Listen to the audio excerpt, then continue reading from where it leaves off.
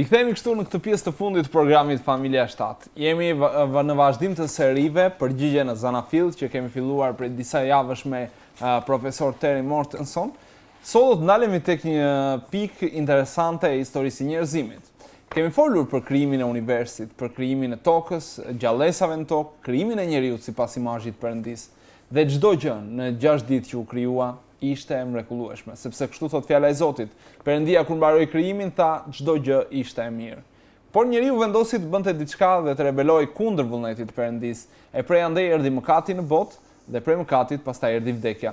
Një sër ngjarjesh ndodhen në gjithë këtë histori që pastaj bën që Perëndia të merrte një vendim të tillë, të përmbyste edhe një herë tokën për arsye sepse mëkati ishte shumë fishuar mbi tokë. Ai gjeti një njeri të drejtë, Noeun, bashkë me familjen e tij, të cilin ai vendosi t'i shpëtonte duke i dhënë urdhrin të ndërtonin një arkë. Kjo është pak a shumë historia e Noeut, por çfarë dim ne mbi përmbytjen dhe mbi arkën e Noeut, pyetje të cilat do t'i zbulojmë sot në emisionin dhe në serinë e sotme përgjigje në Zanafill me Mortenson, profesorin tonë i cili është në studio, edhe do të na tregojë në lidhje më shumë në lidhje me këtë. Mirë se erdhe, profesor. Kënaqësi të jem me ty, Besi. Tani, unë bëra një përshkrim të shkurtër të gjithë historisë që nga fillimi i krijimit të njeriut edhe deri tek përmbytja e Noeut. Pyetja është, a është një ngjarje, një ndodhi që vërtet ka ndodhur apo është thjesht një mit që është si një histori të cilën ne e kemi në Bibël atje për të na treguar një shëmbulltyr apo një shembull diçkaje që Perëndia na jep si paralajmërim nëse shkelim rregullat e tij. Pra, a ka ndodhur vërtet përmbytja e Noeut në kohën e Noeut?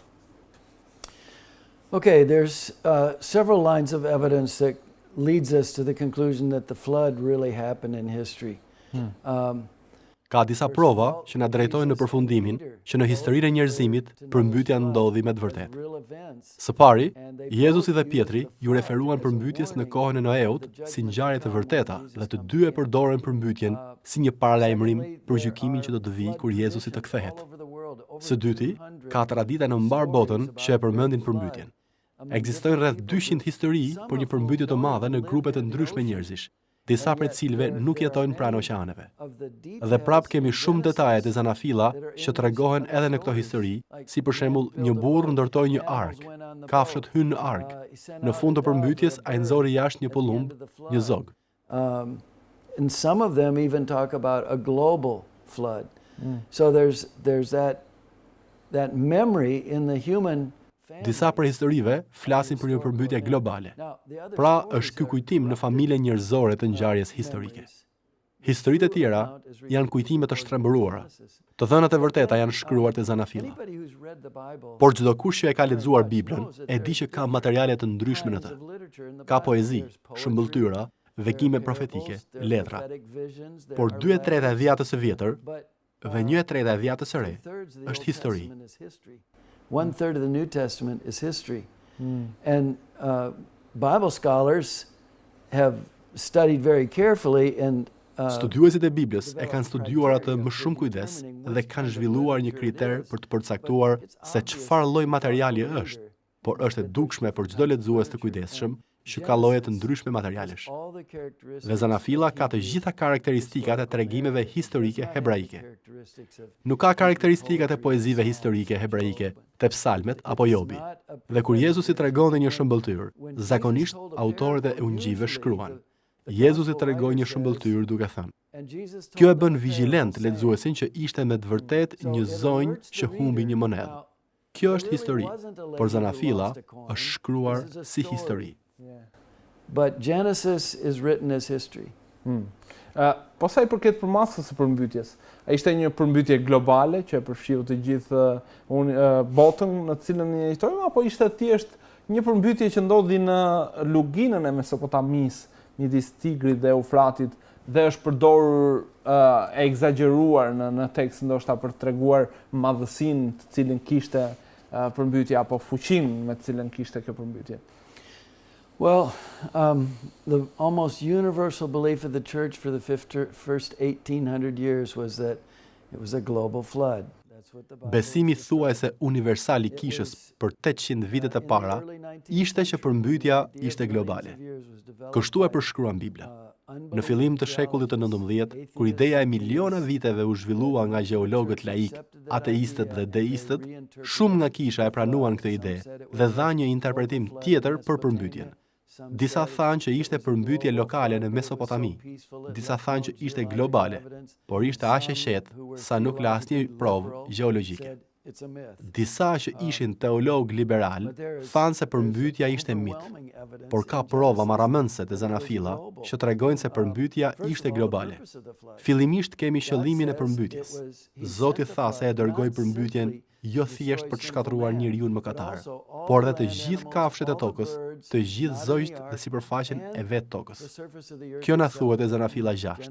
Pra, vetëm një përmbytje globale do të bënte të mundur realizimin e këtij qëllimi, sepse nëse do të ishte një përmbytje lokale në lindjen e mesme, atëherë Amerika Veriore, Amerika Jugore, Europa, Afrika, Rusia, Kina dhe Australia nuk do të donin t'ia dinin nëse kishte përmbytje në lindjen e mesme. Së dyti kemi qëllimin e arkës. Te Zanafilla 7, Perëndia i tha Noeut që të merrte në ark 2 nga çdo lloj të papastër dhe 7 nga çdo lloj të pastër që jeta mbi sipërfaqen e tokës të vazhdonte. Nëse përmbytja do të kishte qenë vetëm në lindjen e mesme, nuk do të nevojitej arka sepse kafshët dhe zogjt nuk kishin pse të futeshin në të. And it was a ridiculous building project. If it was local, he could have just told Noah, go on a vacation to Europe. Do të ishte një projekt ndërtimi qesharak. Nëse përmbytja do të ishte lokale, Zoti mund t'i kishte thënë Noeut, shko me pushime në Europë. Do të them unë kur të kthehesh. Pra arka ishte absolutisht e nevojshme, sepse ishte përmbytje globale. Më pas kemi faktin që Bibla thot se përmbytja mbuloi të gjithë majat e maleve të larta në qiell. Uji kërkon gjithmonë nivelin më të ulët, ndaj nëse do të na duhej të mbulonin malet e Shqipërisë me ujë, dhe t'i mbanin të mbuluara për disa javë dhe muaj, do të mbuloheshin edhe New Yorku, Londra, Tokyo, Shanghai, Hong Kongu, Johannesburgu, sepse ujërat do të vazhdonin më tej. Më pas kemi premtimin përmes ylberit pas përmbytjes. Perëndia premtoi se nuk do të dërgonte më kurrë përmbytje dhe shenja e këtij premtimi ishte ylberi. Kujt ja bëri Zoti këtë premtim? Noeut dhe të gjithë pasardhësve të tij, kafshëve, zogjve dhe pasardhësve të tyre dhe vetë tokës. Pra, nëse përmbytja ishte lokale, Perëndia e gënjeu sepse ka pasur shumë përmbytje lokale që kanë vrarë kafsh, njerëz dhe kanë shkatëruar një pjesë të tokës. Ka shumë prova në pasazhe në Bibël që tregojnë se përmbytja ishte globale. Por këto janë 4 pikat kryesore. There are many other evidences in the biblical text that this was a global flood, but those are 4 of the most important ones. Po, sa i përket gjatësisë së stuhisë, sa ditë zgjati përmbytja? Sepse ne dimë që shirat kanë zgjatur diku te 40 ditë, siç na përmendet në Bibël, por ujërat kanë qëndruar për një kohë të gjatë. Sa i gjatë ka qenë kjo periudhë në të cilën përmbytja ose ujërat ishin mbi gjithë sipërfaqen e tokës? Well, we don't know if we don't read what the text actually tells us. And the Bible tells us, it gives us the... Ne nuk mund ta dimë nëse nuk e lexojmë ato që pasazhi na thot. Edhe Bibla na jep ditën, muajin dhe vitin e jetës së Noeut kur përmbytja mbaroi, por na jep edhe ditën, muajin dhe vitin kur doli nga arka.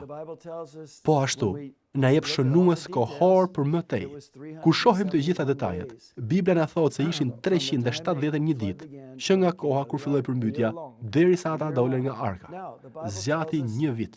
Bibla thotë se ra shi për 40 ditë dhe 40 net. Shumë njerëz mendojnë se për kaq gjatë ra shi. Por po ta lexonin vargun në kontekst, do të keni arsye të mira për të thënë se 40 ditët me shi i referojnë kohës që arkës ju desh për të pluskuar mbi ujë. Sepse vargu vazhdon më tej dhe thotë se ra shi deri në ditën e 150. Dhe diku midis ditës 40 dhe 150, mendoj më pranë ditës 150, uji mbuloi të gjithë tokën. From the text, probably closer to the 150th day, the waters covered the whole earth. Më pas kemi 221 ditë kur ujërat filluan të tërhiqeshin dhe toka nisi të thahej mjaftueshëm që njerëzit të dilnin nga arka. Asnjë përmbytje lokale nuk do të zgjaste kaq shumë. No local flood would last that long. Ishte një përmbytje paqësore apo ishte një përmbytje e fuqishme ajo që ndodhi për sa i përket kohës së Noeut? Well, the first thing is what I mentioned earlier. The purpose of the flood was to destroy animals, birds, and people not in the ark and the surface of the earth. So it would have to be violent. Një nga gjërat është ajo që përmenda më parë. Qëllimi i përmbytjes ishte që të shkatërroheshin kafshët, zogj dhe njerëzit jashtë arkës dhe po ashtu sipërfaqja e tokës. Ndaj duhej të ishte e fuqishme. Por te Zanafilla 7, vargu 11, thuhet se kishte 2 burime ujë. Tërë burimet e humnerës së madhe shpërthyen dhe portat e qiellit u hapën. Pra kemi shira rrebesh, jo shira pranverore për të ujtur kopshtin, ishin shira të rëmbyshëm. Kur studiojmë me kujdes fjalën në hebraisht, burimet e humnerës së madhe. They are pointing to tectonic fracturing of the earth, and water under high pressure and high temperature is coming into the oceans, and Ato na drejtojnë te plasaritjet tektonike të tokës dhe ujërat në presion dhe temperaturë të lartë që dilnin nga oqeanet. Pra, përmbytja shkaktoi jo vetëm tërmete, por dhe vulkane në sipërfaqen e oqeaneve, gjë që do shkaktonte tsunami. Ne e dim sa shkatërruesi janë tsunamet. Tsunami në Indonezi ishte katastrofik. Më pas, në kapitullin 8, ndërsa ujërat nisën të tërhiqeshin, në vargun 3 na thuhet se ato vazhduan të tërhiqeshin, por në tekstin në hebraisht përdoret e njëjta folje në 2 forma të ndryshme. Në kuptimin e parë, do të thotë se ujërat po ktheheshin, gjë që na jep tablon se ujërat po lëviznin ndërsa tërhiqeshin. Lëvizja e ujërave do të transportonte materiale në vende të tjera dhe po i depozitonte. of the waters moving as they recede. And moving waters will erode, they will transport material somewhere else and deposit it. Pra, ujërat po lëviznin para dhe prapa. Njësoj siç na thuhet për korbin në vargun 7, që korbi shkoi duke fluturuar para dhe prapa. Kur Zoti bëri që ujërat të tërhiqeshin, nuk ishte si të hiqe bllokuesin e ujit në vask dhe uji të largohej qetësisht. The flood waters to recede, it wasn't like pulling the plug in the bathtub and the water peacefully goes down. Por cilat janë disa nga efektet gjeologjike që ka shkaktuar përmbytja? Si erdhi pastaj prej kësaj, sepse këtu ka lindur besoj edhe këtu bazohen ata që kanë nxjerrë idenë e miliona vjetëve të jetës në tokë. Çfarë efekte ka lënë apo pasoja gjeologjike ka lënë përmbytja menjëherë pas largimit të ujrave? Well, the idea of millions of years was really developed in the late 18th and early 19th century in Europe. Ideja e miliona viteve u zhvillua në fund të shekullit 80 dhe në fillim të shekullit 19 në Europë. Ishte Britania e Madhe ajo që priu udhën për këtë, sepse ishte vendi që kishte vija bregdetare të ekspozuara. Po ashtu, ishte perandoria më e madhe dhe po drejtonte revolucionin industrial, duke zhvilluar minjerat, duke ndërtuar rrugë e kanale. Gjatë këtij procesi, njerëzit panë shtresat shkëmbore dhe filluan të studionin gurët dhe fosilet. 2 njerëzit që patën shumë ndikim ishin James Hutton dhe Charles Lyell. Ata zhvilluan idenë që shtresat shkëmbore dhe fosilet janë rezultat i një ndryshimi të ngadalt gradual, pjesëza të një kohe erozioni. Këto pjesëza u mblodhen në përpërrenj dhe vërshonin në lumenj, dhe lumenti kaluan këto sedimente në sipërfaqen e oqeaneve. Thonë po ashtu se ishin rezultati lëvizjeve të ngadalta tektonike. Kjo solli përfundimin që do të duheshin miliona vite për të formuar shtresat shkëmbore të tokës. Unë mund të dokumentoj nga studimi që bëra për doktoraturën time, që ata kishin supozime që binin në kundërshtim me Biblën. Ata e refuzuan Biblën me vetdije, historinë e Biblës që unë do ta quaja dëshmia okulare e krijuesit, sepse Zoti ishte atje në krijim, ishte atje në përmbytje dhe te Zanafilla ka shkruar ato që ndodhi. They had anti-biblical assumptions. They rejected the Bible, consciously rejected the Bible. The Bible's history, which I would call the eyewitness testimony of the Creator. Pra, ata refuzuan të dhënat biblike. Më pas, nisën të interpretonin prova gjeologjike në dritën e supozimeve të tyre, koha, rastësia dhe ligjet e natyrës. And then they started to interpret the geological evidence in light of their assumption, time and chance and the laws of nature will explain all of this. Po, si gjithmonë ne pyesim për çfarë ka rëndësi kjo, për çfarë na vlen të dimë edhe të mësojmë të vërtetën në lidhje me përmbytjen. Çfarë është një gjë që mund të mbajmë mend nga gjitha kjo? Well, one thing we learn is that Genesis says that we're all sinful, and God sent the flood. Një nga gjërat që mësojmë është që Zanafilla thotë se të gjithë jemi mëkatar. Dhe Perëndia e dërgoi përmbytjen për të shkatëruar njeriu mëkatar. Ndaj gjëja e parë që mësojmë është që Perëndia është i shenjtë. Dhe megjithse kaluan 1600 vite nga Adami te përmbytja, Perëndia pati durim të madh, por durimi i tij nuk zgjat përgjithmonë. Ai është i shenjtë dhe do të gjykojë. Do të gjykojë edhe në të ardhmen. Në të dhënat për përmbytjen, shohim që Zoti është besnik dhe i hirshëm. Ai u tregua i hirshëm me Noeun. Noeu ishte njeriu më i drejtë në kohën e tij, por prap ishte mëkatar. Pra Zoti u tregua i hirshëm me të. Ai siguroi një rrugë shpëtimi dhe u kujdes për arkën, e mbrojti gjatë përmbytjes së fuqishme. God watched over that ark and protected it in the violent flood. And so that's a picture of salvation.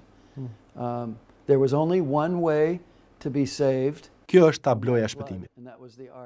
Kishte vetëm një mënyrë për të shpëtuar nga ajo përmbytje. Arka. Në ark kishte vetëm një derë. Nuk futeshe dot fshehur asnjë në të. Dhe Jezusi është si arka. Ai është rruga e vetme për shpëtim. Dhe ne duhet ja përkushtojmë atij jetën tonë. Duhet i besojmë plotësisht, ashtu si Noeu dhe familja e tij duhet të besonin plotësisht te arka. Ata kishin besimin dhe veprat. U futën në ark dhe i besuan asaj. Është tablo e shpëtimit. Te Mateu 24, kur Jezusi po tregonte profecitë për ardhjen e tij të dytë, ai tha: ashtu siç e në ditët e Noeut, kështu do të jetë edhe në ardhjen e Birit të Njeriut. Njerëzit atëherë hanin, pinin, martoheshin dhe vazhdonin jetën e tyre, por nuk e kuptonin që gjykimi po afronte. Jezusi tha që kështu do të jetë edhe në ardhjen e Birit të Njeriut. Pra, përmbytja është një paralajmërim i gjykimit që do të vijë dhe që një ditë të gjithë do të qëndrojmë para krijuesit tonë. Ai do të jetë gjykatësi ynë dhe shpresa jone vetëm atë ditë do të jetë vendimi që marrim në këtë jetë për ta vendosur besimin te Jezus Krishti si shpëtimtarin ton. He will be our judge, and our only hope on that day is if in this life we put our trust in Jesus Christ as our Lord and Savior. Faleminderit për kohën tënde dhe për mesazhet e mrekullueshme që përcjell, sepse për te temës që diskutojmë jepni edhe një mesazh fantastik në fund të saj. Miq të dashur, ishim kështu me këtë ngjarje historike, e cila është e vërtetë, përmbytja, është mënyra se si Perëndia gjykoi mëkatin në botë. Ashtu edhe si e tha shumë bukur profesor Teri, do të vijë një ditë kur ne do të japim llogari përpara Perëndisë. Kështu që duke qenë se në botë shohim shumë dhunë, shumë gjëra të këqija, mëkat në këtë botë, nuk është e çuditshme që fundi të jetë afër. Ndaj pyetja jonë është: ku e ke vendosur ti besimin? A i ke gjetur ti rrugën e vërtet, që është Jezusi, e vetmja rrugë për shpëtimin tënd edhe të shpirtit tënd?